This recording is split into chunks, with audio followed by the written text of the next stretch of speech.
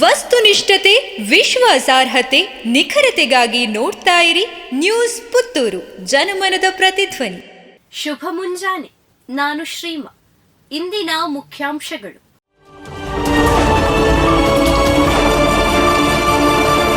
ಕಾಶ್ಮೀರದಲ್ಲಿ ವೈದ್ಯ 6 ಕಾರ್ಮಿಕರನ್ನ ಗುಂಡಿಕ್ಕಿ ಸಾಯಿಸಿದ ಉಗ್ರರು. ಕೆಲ ದಿನಗಳಿಂದ ಶಾಂತಿಯುತವಾಗಿದ್ದ ಜಮ್ಮು ಮತ್ತು ಕಾಶ್ಮೀರದಲ್ಲಿ ಮತ್ತೆ ಭಯೋತ್ಪಾದಕರ ಅಟ್ಟಹಾಸ ಮುಂದುವರೆದಿದೆ.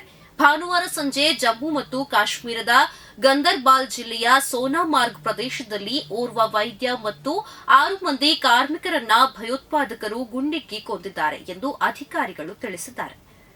ಅನರ್ಹ ಬಿಪಿಎಲ್ ಕಾರ್ಡ್ಗಳನ್ನು ವಾಪಸ್ ಮಾಡಲು ಸರ್ಕಾರ ಆದೇಶ.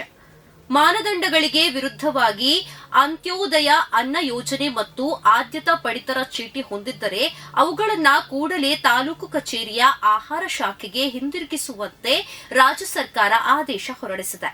ಅನರ್ಹ ಬಿಪಿಎಲ್ ಕಾರ್ಡ್ಗಳನ್ನು ವಾಪಸ್ ನೀಡದಿದ್ದರೆ ಕಾನೂನು ಕ್ರಮದ ಜೊತೆಗೆ ದಂಡ ಸಹ ವಿಧಿಸಲಾಗುವುದು ಎಂದು ಎಚ್ಚರಿಕೆ ನೀಡಿದೆ.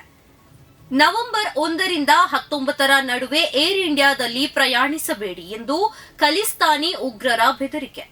ವಿಮಾನಗಳಿಗೆ ಕಳೆದ ಕೆಲ ದಿನಗಳಿಂದ ನಿರಂತರವಾಗಿ ಬೆದರಿಕೆ ಕರೆಗಳನ್ನ ಮಾಡಿ ಸಂಚಾರವನ್ನ ಅಸ್ತವ್ಯಸ್ತಗೊಳಿಸುತ್ತಿರುವಾಗಲೇ ಈಗ ಖಲಿಸ್ತಾನಿ ಉಗ್ರ ಗುರುಪತ್ವಂತ್ ಸಿಂಗ್ ಪನ್ನೂನ್ ಏರ್ ಇಂಡಿಯಾ ವಿಮಾನದಲ್ಲಿ ನವೆಂಬರ್ 1ರಿಂದ 19ರವರೆಗೆ ಪ್ರಯಾಣಿಸಬೇಡಿ ಎಂದು ಬೆದರಿಕೆ ಹಾಕಿದ್ದಾನೆ.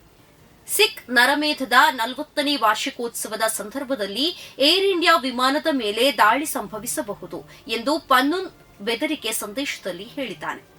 ಅಕ್ರಮ ಆಸ್ತಿ ಗಳಿಕೆ ಪ್ರಕರಣ ಡಿಕೆಶಿ ವಿರುದ್ಧ ಸುಪ್ರೀಂ ಕೋರ್ಟ್ಗೆ ಸಿಬಿಐ ಅರ್ಜಿ.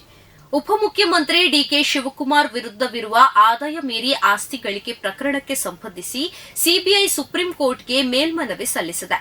ಇದೇ ಪ್ರಕರಣದಲ್ಲಿ ಬಿಜೆಪಿ ಶಾಸಕ ಬಸನಗೌಡ ಪಾಟೀಲ್ ಯತ್ನಾಳ್ ಕರ್ನಾಟಕ ಹೈಕೋರ್ಟ್ ತೀರ್ಪಿನ ವಿರುದ್ಧ ಸುಪ್ರೀಂ ಕೋರ್ಟ್ಗೆ ಮೇಲ್ಮನವಿ ಸಲ್ಲಿಸಿದ್ದರು. ಇದೀಗ ಯತ್ನಾಳ್ ಬೆನ್ನಲ್ಲೇ ಸಿಬಿಐ ಕೂಡ ಸುಪ್ರೀಂ ಕೋರ್ಟ್ ಮೆಟ್ಟಲೇರಿದ್ದಾರೆ.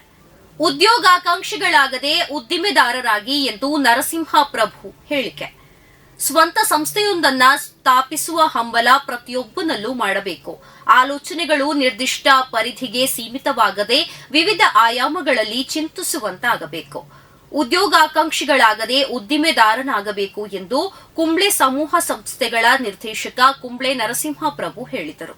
ಪ್ರತಿದಿನದ ಸುದ್ದಿಗಳಿಗಾಗಿ ನೋಡ್ತಾ ಇರಿ ನ್ಯೂಸ್ ಪುತ್ತೂರು, ಜನಮನದ ಪ್ರತಿಧ್ವನಿ. ಧನ್ಯವಾದಗಳು.